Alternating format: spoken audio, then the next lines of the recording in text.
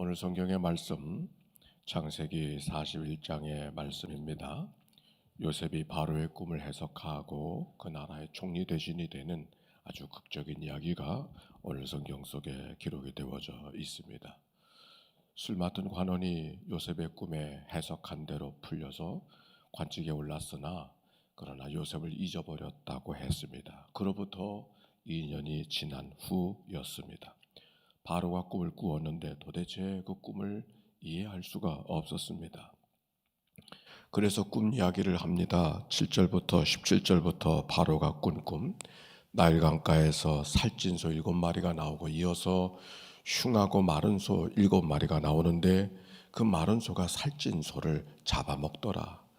이어서 또 다른 꿈을 꾸었는데 아주 무성하고 충실한 7 이삭이 나오더니 이어서 가늘고 마른 이삭 나온 7 이삭, 그 7 이삭이 마르고 가는 7 이삭이 충실한 7 이삭을 잡아먹더라. 이런 이야기가 그의 바로의 꿈이었었습니다. 바로가 꿈을 꾸고서 도대체 알 수가 없어서 꿈을 내쳐 꾼 것은 특별한 꿈인 것 같은데 아침까지 번민하고 있었습니다. 꿈을 해석하는 사람이 없었을 때 바로 같이 옆에 있던 술 맡은 관원이 감옥에 있었던 이야기를 기억하게 되어지고, 그 히브리 청년 한 사람이 있는데 그 사람이 꿈을 잘 해석해주고 그래서 그 말대로 그렇게 되었다고 얘기하니까 그 사람을 데려오라고. 그러면서 이렇게 말합니다. 내가 꿈을 어떤 꿈이든지 잘 해몽한다고 한 말을 들었느라고 하면서 그 이야기를 하니까 요셉이가 그렇게 말합니다. 7년 암소와 충실한 7년 동안의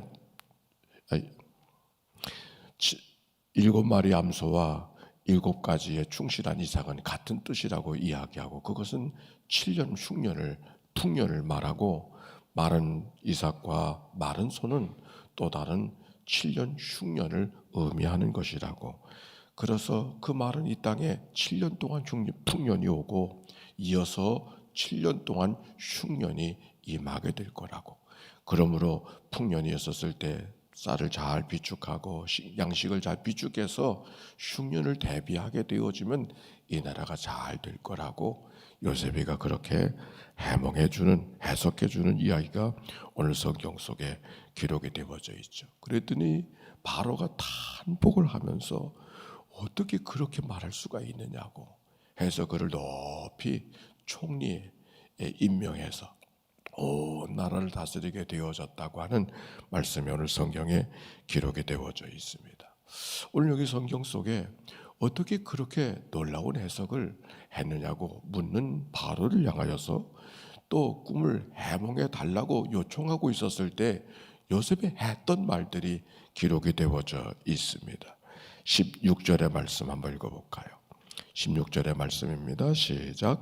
요셉이 바로에게 대답하여 이르되 내가 아니라 하나님께서 바로에게 편안한 대답을 하시리이다. 하나님께서 하신다라고 하는 이 땅의 역사가 누구의 역사? 하나님의 역사라고 하는 이 요셉의 고백이 분명한 것이죠. 이 땅의 역사가 하나님의 역사라고. 그러므로 내가 당신에게 대답할 수 있다고 하는 것도 하나님이 하실 수 있을 거라고. 이 믿음의 고백이 하나님 앞에 붙들려 있는 모습을 보게 됩니다. 32절에도 이런 말씀이 기록이 되어져 있어요. 32절 말씀 한번 읽어볼까요? 시작. 바로가 꿈을 2번 겹쳐 꾸신 것은 하나님이 이 일을 정하셨습니다. 하나님이 속히 행하신. 당신이 2번 꿈을 겹쳐 꾼 것은 하나님이 이미 일을 정하신 것이라고. 그리고 하나님이 속히 행하실 것이니 지체할 수 없다고. 누가 드러나요? 하나님이 드러났잖아요. 하나님께서 일을 정하셨어요. 바로 앞에서 하나님의 신앙을 고백하고 있는 모습이 오늘 요셉에 있는 모습이죠. 그랬더니 바로가 이렇게 대답을 합니다. 38절에 기록되어져 있어요. 38절과 39절 말씀 같이 한번 읽어봅시다. 시작. 바로가 그의 신하들에게 이르되 이와 같이 하나님의 영에 감동된 사람을 우리가 어찌 찾을 수 있으리요 하고 요셉에게 이르되 하나님이 이 모든 것을 내게 보이셨으니 너와 같이 명철하고 지혜 있는 자가 없도다.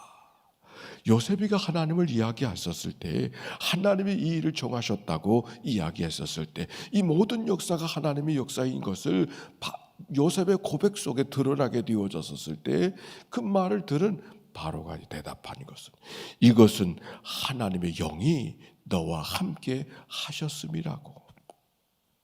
이 모든 일을 알게 한 이는 하나님이시라고 그렇게 이야기하고 있는 것이죠. 너와 같이 명철하고 지혜 있는 자가 없도다 그렇게 말씀하고 있잖아요. 요셉이는 명철하고 지혜 있는 사람이었어요. 지혜라고 하는 것이 뭔가 생각해 보니까, 지혜라고 하는 것은 똑똑하다, 명석하다 그런 말이 아니라 하나님의 뜻이 무엇인가를 분별할 줄 아는 사람, 하나님의 세상을 살면서 하나님이 이루시는 일, 하나님의 마음, 하나님의 생각, 하나님의 뜻을 분별할 수 있는 사람, 그게 지혜인 것이죠. 로마서 12장 2절에 이런 말씀이 있습니다. 너희는 이 세대를 본받지 말고 마음을 새롭게 함으로 변화를 받아 하나님의 선하시고 기뻐하시고 온전하신 뜻을 분별하라. 하나님의 선하시고 기뻐하시고 온전하신 뜻을 분별하라. 그것이 바로 하나님의 사람들의 모습이고 성령의 인도하심을 받는 사람들의 모습인 것이죠. 성령의 인도하심이 어떻게 나타나는가? 오늘 성경의 말씀 보니까 이 꿈 이야기는 사실은 7년, 흉년이 온다는 얘기 아닙니까? 그런데 오늘 여기 성경의 이야기를 다 들은 다음에는 불안과 두려움이 아니라 오히려 희망이라고 이야기하고 기쁨이라고 이야기하고 평안이라고 이야기하고 있어요. 로마서 8장 5절과 6절, 육신의 생각을 따르는 자는 육신의 일을, 영을 따르는 자는 영의 일을 생각하나니, 따라서 합시다. 육신의 생각은 사망이요 영의 생각은 생명과 평안이니라. 영의 생각은 생명과 평안이다. 하나님이 주신 생각, 하나님이 이끄시는 역사, 하나님이 인도하시는 지혜는 평안으로 찾아온다. 7년 흉년이 온다고 하는데 오히려 그것이 하나님의 일이었음을 알게 되어졌었을 때 그들은 평안함이 왔어요. 기쁨이 왔어요. 이것을 내게 알게 한 이는 하나님이시라고 이야기하면서 오히려 희망을 이야기하고, 바로가 요셉을 축복해주고 요셉을 높이 세워주는 이야기가 기록되어져 있지 않습니까? 요한복음 14장에도 이런 말씀이 기록이 되어져 있어요. 보혜사 성령에 대한 이야기를 쭉 이야기하고, 보혜사 성령이 오시면은 모든 것을 가르치시고 모든 것을 생각나게 하시리라 말씀하신 후에 평안을 너에게 끼치노니 나의 평안을 너에게 주노라. 성령이 우리 가운데 오셨다고 하는 것, 하나님의 영이 우리 가운데 오셨다고 하는 것이 똑똑하게 되어졌다 그 말의 의미가 아니고 하나님의 평안이 우리 가운데 임하게 되는 줄로 믿습니다. 하나님의 평안, 이게 하나님이 시키시는 일인가? 세상의 일들 속에서 주어진 일들인가? 하나님이 시키시는 일들은 평안이 온단 말이에요. 오늘 여기 성경에도 그 불행을 이야기하고 7년 흉년을 이야기하는데 하나님의 영이 너와 함께 하셨음이라고 이야기하고, 하나님이 내게 이 일을 보여주셨음이라고 하나님의 함께 하심을 그들이 경험하게 되어졌었을 때, 그의 이름을 높여드리게 되어졌었을 때 희망과 평안함이 그들 가운데 찾아왔다고 하는 이 말씀. 하나님의 역사를 이야기하는 요셉 속에 하나님의 역사를 예언하듯이 꿈을 통해서 보여주는 이야기를 나누게 되어졌었을 때 하나님이 이 모든 것을 내게 보이셨으니 하나님이 드러나고 있어요. 그래서 바로는 요셉이로 말미암아 바로의 대리자로 삼고 애굽을 통치하게 하고, 그리고 그의 이름을 바꾸게 만들고 그의 애굽의 딸과 결혼하게 합니다. 애굽의 딸과 결혼하는 것이 다른 데서는 문제가 되는데 여기는 문제로 삼지 않아요. 그 딸의 온이라고 하는 말, 온이라는 말이 나오는데, 온은 고유 명사예요. 도시 이름인데 태양신을 섬기는 도시의 이름이 온의 제사장의 딸과 결혼하게 되어졌어요. 그리고 아이들을 낳는데 첫 아들은 므낫세라, 둘째 아들은 에브라임이라고 했습니다. 이름을 아버지가 붙였다고 하는 게 의미가 있습니다. 그런데 아버지가 이름을 붙이되 뭐라고 붙였는가? 므낫세, 하나님이 내게 이 모든 고난을 내 아버지의 온 집일을 잊어버리게 하셨다. 뭘 할 수가 있어요? 에브라임의 이름을 줬습니다. 이름 뜻이 뭡니까? 하나님이 나를 내게 수고한 땅에서 번성하게 하셨다 함이라. 무엇을 할 수 있습니까? 요셉의 마음속에 하나님이 있는 거죠. 애굽이 지금 요셉이 어디가 살고 있어요? 애굽의 백성의 그의 부인이 뭐예요? 태양신을 섬기는 제사장의 딸이라 그랬어요. 야곱이가 라반의 집에 있었을 때 레아가 아들을 낳았는데 누가 이름을 붙였죠? 엄마가 이름을 붙였어요. 레아가 이름을 붙였어요. 오늘 여기 성경은 아버지가 이름을 붙였어요. 아버지와 어머니가 이것이 중요한 것이 아니고 이름 속에 아버지의 신앙 고백이 있는 거죠. 만약 야곱이처럼 레아처럼 엄마가 이름을 붙였다면 하나님 소리가 나오겠어요? 제사장의 딸인데, 애굽의 태양신을 섬기는 제사장의 딸인데 무슨 이야기를 나누려고 하는가? 애굽의 호롤단신 요셉이 살고 있어도 하나님을 잊어버리지 않은 것이죠. 꿈꾸는 사람 요셉, 그 꿈이 하나님이 주셨음을 잊어버리지 않고 살았던 요셉. 그래서 그가 노예로 팔려가든지 감옥에 잡혀가든지 어떤 환경 속에서도 하나님 때문에 그래서 바로의 꿈을 해석할 때도 하나님이 하실 것이라고, 그래서 하나님을 보여드리고 하나님의 역사인 것을 드러내게 만들어 가시는 이 요셉의 고백이 참 대단하게 여기지 않습니까? 요셉은 성경 속에 특별한 인물이에요. 왜냐하면 구약 속에 예수 그리스도를 가장 잘 보여주는 사람이 요셉이기 때문에. 요셉이가 총리대 지내들 때 나이가 몇 살이라 그래요? 30살. 예수님이 공생애를 어떻게 시작하셨어요? 30살. 그래서만이 아니죠.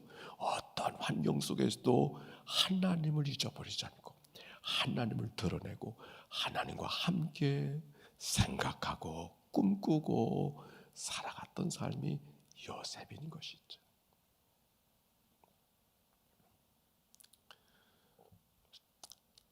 하나님의 왜 바로의 꿈을 애굽의 현인들은 해석하지 못하고 요셉이 해석할 수 있었을까? 이유는 한 가지. 역사는 하나님의 역사이기 때문인 줄로 믿습니다. 그래서 하나님의 사람 요셉이 꿈을 해석하는 거죠. 하나님의 역사니까.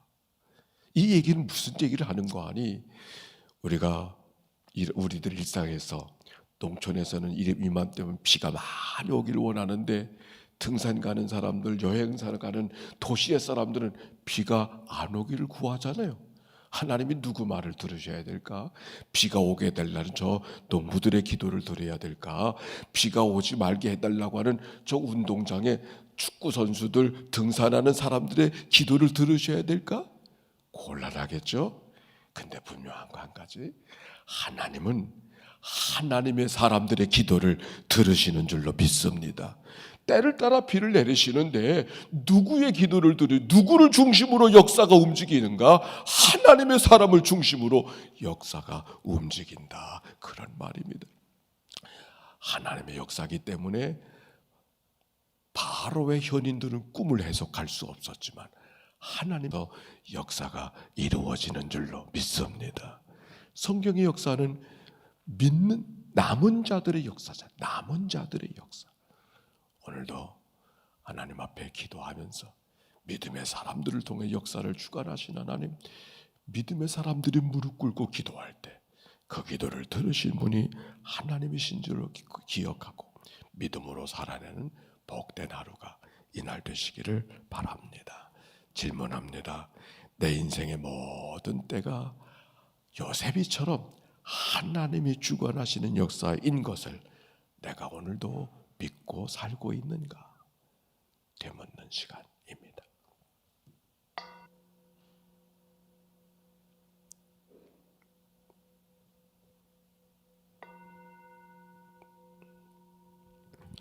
하나님, 역사의 주인이 하나님이신 줄로 믿습니다. 하나님의 역사인 것을 요셉을 통해 드러나게 하셨던 것처럼 오늘 우리의 삶을 통하여 하나님의 역사인 것을 인정하고 고백하며 살아가는 저희들이 되도록 인도해 주옵소서. 병상에 누워있는 식구들까지 오랫동안 힘들고 어려운 여정을 지나간다 할지라도 역사를 주관하시는 분은 하나님인 것을 기억하고 인간의 생명에 주관하시는 분은 하나님인 것을 기억하고 하나님을 의지하며 걸어가는 믿음의 하루가 되도록 이끌어 주옵소서.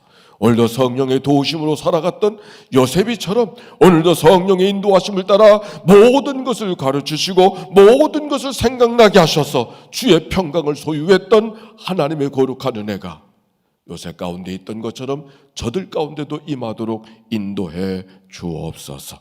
드려진 예물을 축복하옵시고 이 예물 속에 담겨져 있는 하나님의 거룩한 뜻을 잘 이루어지는 것을 경험하고 살아가는 복된 삶 되게 하옵소서. 예수님의 이름으로 기도하옵나이다. 아멘. 이제는 성부, 성자, 성령 삼일체 하나님의 크신 은혜와 사랑과 역사가 이제와 같이 영원히 함께해 주시기를 축원하옵나이다.